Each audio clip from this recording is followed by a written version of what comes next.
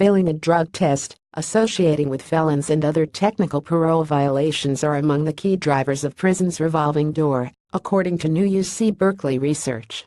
The study, published this week in the Proceedings of the National Academy of Sciences Journal, found that felons who served time behind bars were more likely to return to prison within 5 years of their release, compared to equivalent offenders who were sentenced to probation. Moreover, it found that most of their later returns to prison were due to parole violations, rather than new crimes. This study shows that the revolving door is primarily a product of post-prison community supervision, rather than the commission of new felony crimes, as so many people become trapped in the criminal justice system's accelerating cycle of surveillance and punishment, said study lead author David Harding, an associate professor of sociology at UC Berkeley. The results suggest that alternatives to imprisonment for parole violators, such as treatment programs or community service, might slow down prison's revolving door, he said.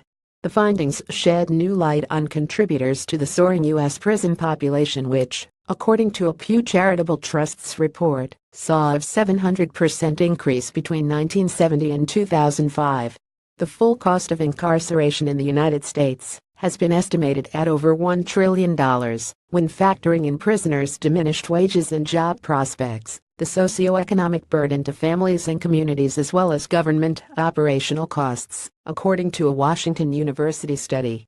For this new study, researchers at UC Berkeley, the University of Michigan and the State University of New York at Albany analyzed the criminal records of more than 100,000 people sentenced for violent and nonviolent felonies in Michigan between 2003 and 2006, tracking them through September 2013. The researchers' statistical methods enabled them to determine the extent to which being sentenced to prison, rather than probation, increased the chances of a future felony conviction or prison term. The results also showed a small decrease in crime during the time that the offenders were behind bars, and that after their release, they committed slightly fewer crimes than felons who had been sentenced to probation. One implication is that mass imprisonment is giving us less crime prevention than we might have assumed, Harding said. Parole violations include failing to complete certain programs, breaking curfew, failing a drug or alcohol test, associating with other felons, moving home or leaving the state without permission. While not felony crimes per se, these breaches are subject to prison terms and, as this latest study shows, may play an integral role in the growth of prison populations, researchers said.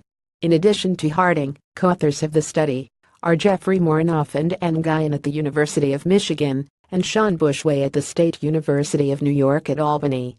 Disclaimer: Oz and Eurek Alert are not responsible for the accuracy of news releases posted to Eurek Alert by contributing institutions, or for the use of any information through the Eurek Alert system.